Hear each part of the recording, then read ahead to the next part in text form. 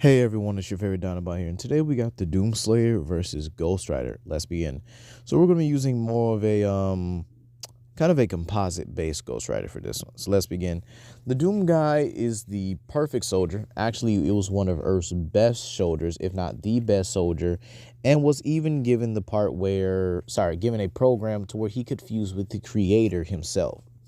Doomslayer is casually strong, able to passively affect reality just by simply fighting demons, like casually, like these random normal demons. He's just capable of just fighting them passively. He's also able to deal with these titans, which are, well, pretty much like they sound. They're titans. They're these giant, overgrown behemoths of demons where he's able to not only snap the chains that are capable of holding them, but he's also capable of just simply one-shotting them. He's also capable of defeating the creator himself, or is able to defeat Davov, who is capable of not only sucking souls, but is actually able to create the Doom multiverse as well. And he was able to just casually, just destroy him. He's also defeating demon gods, which casually transcend space and time itself. So Doom guy actually has a pretty good track record. He also has God's Sword, which is a weapon that can pretty much kill anything in his path, anything in his way, honestly. He has an exceptional skill, capable of fighting against hordes of demons, and he's a capable weapons master. He's actually a pretty good swordsman.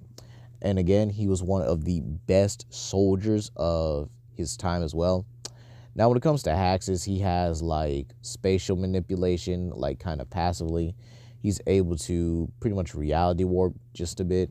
And he's pretty much immune to a lot. He's got one of the best hacks resistances in the Doom guy verse as well. Able to be immune to absolute zero, which is capable of shattering your molecules. He's able to resist pretty much destroy a planetoid, which was consuming entire solar systems casually, meaning like he was eating planets and stars like it was nothing, kind of like Unicron. So yeah, Doom guy basically like destroyed this pretty easily.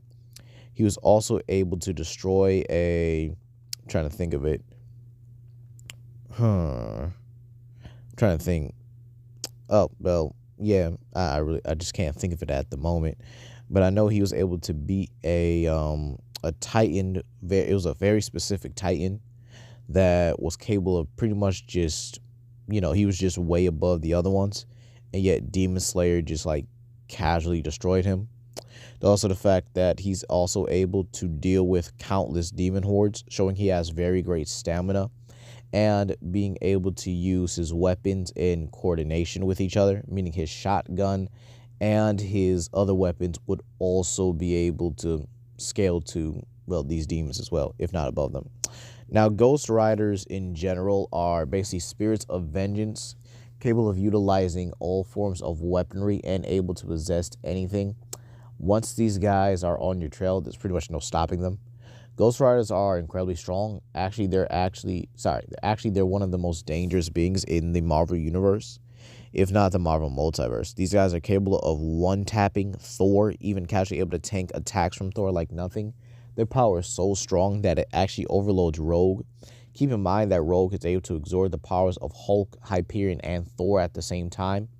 And this goes to show that the Spirit of Vengeance is actually capable of being able to overwhelm the likes of Rogue here. They're actually able to fight against and rip off the heads of Celestials, even overload the power of Man-Thing, who's meant to be a form of anti-magic. They actually possess powerful hellfire manipulation, capable of using it in like fire breaths and even in like energy projection. They're also capable of using other forms of weaponry like the power cosmic, even being able to craft their own weapons to rival that of Mjolnir.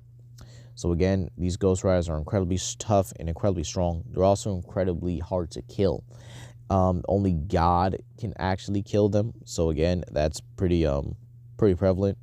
These Ghost Riders are actually, just incredibly hard to kill. They're capable of regenerating from anything and are capable of taking attacks from Celestials, the same Celestials that could destroy universes by casually just, firing off a shot or just one-tapping them. Even capable of creating universes as well. So we have the sheer fact that, Ghost Rider is also incredibly fast as well and incredibly versatile. He's actually incredibly useful with his chain. He also has a plethora of abilities like cloning, the pendant stare. He also is able to grow hellfire wings, okay? He's also able to use himself in, conjunction with, explosions. He's able to unleash powerful hellfire explosions as well. Even being able to basically use hellfire, right, to the point where he can melt adamantium. Yeah, he can just straight up maul Wolverine and just melt him. They're also capable of possessing just about anything they touch. They can possess dinosaurs, giant mythological creatures, vehicles. So yeah, it does not matter at all. So let's really break these guys down here. Now, in terms of physicality, in terms of strength, I do believe that Doomslayer is slightly stronger than Rider here. I'm not saying that it's impossible for Rider to physically combat him. I just think that he's actually stronger. I also think he's the better fighter. Now, Ghost Rider is a very skilled fighter, actually very skilled with his chain and able to use it against characters like Thor, Hulk, and others, but he's not on the same level that Doomslayer is. Ghost Rider, however, is more durable than Doomslayer. That's due to his, I guess you could do it to his spiritual biology or his what's the word I'm looking for? Demon-like biology. He's just from the Marvel universe. He's just a lot more durable. He just has better durability feats, in my opinion. While Doomslayer has just better strength feats, being able to overpower and even kill Titans. So yeah, that's just that's impressive because the Titans have actually immeasurable amounts of strength, and yet these chains are meant to hold them. And then he fought a Titan that was above the other Titans and confirmed to have immeasurable strength and power, to the point where he still winded up beating that Titan, nevertheless. And the sheer fact that Doomslayer is also able to affect quantum aberrations as well. Now you might say, what about the pendant stare? Is that going to work on Doomslayer? Well, here's the thing about the pendant stare, right? The pendant stare can work and then it can't work, right? So you have characters that it's able to work on because they feel guilty about it. They can feel guilty, or he's able to bypass it and reverse the pain he's done onto others. He's able to reverse the pain that you've done to others onto you. And this has even worked against other Ghost Riders before. But again, there's also the fact that in some occasions, some of these people just don't feel guilty about what they've done. I mean, even Captain Marvel has been able to take the pendant stare. She's nowhere near the level of Doomslayer.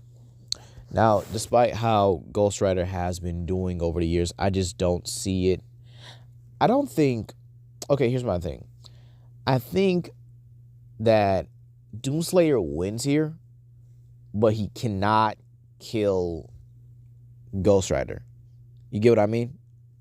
I think just the sheer fact that it takes God to kill Ghost Rider. But you might say, oh, well, he fused with God himself.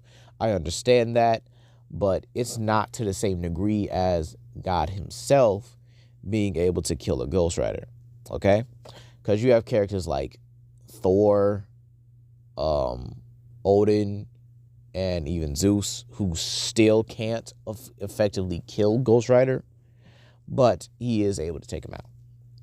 I do think that Ghost Rider could definitely pressure Doomslayer, especially with all of his abilities like cloning, the hellfire, the different forms of weaponry, the energy chain, the chains, definitely the chains, and then his unpredictable ways he could use them.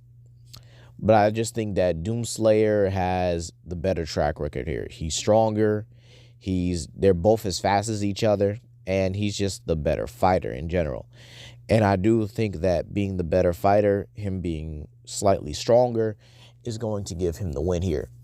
But it is not going to be without its, without its difficulties. Ghost Rider is still one of those characters you just don't beat easily, or excuse me, or you just don't beat at all. It's really just one of those things. You beat him high diff, or you just simply can't, beat him at all here. And I just think that Doomslayer is just going to find a way to just pretty much high diff him. But anyway, that's going to be all for today, guys. You comment, like, and subscribe, and share it to friends. And if you do want another Doomslayer-Doom Guy video, please let me know down below. I am going to be considering doing more for him as the year goes by. As we do enter into 2023, I will be doing more Doomslayer videos, maybe even a what if. If you guys like to do a what if, you can guys suggest your own what if down below. Like, what if he was in Marvel? What if he was in DC?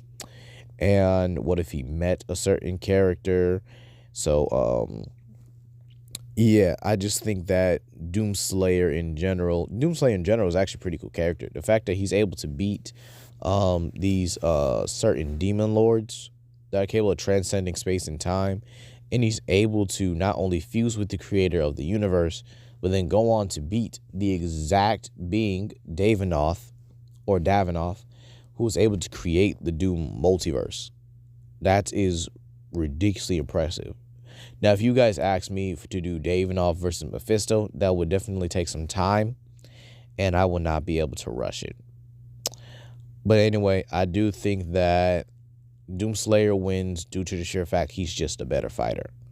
He cannot kill Ghost Rider. I do think he could probably destroy the clones, but the clones are not like the original. They're exact copies, but they're not like in the same category as the original. So Doom Guy pretty much just pulls this off with high difficulty.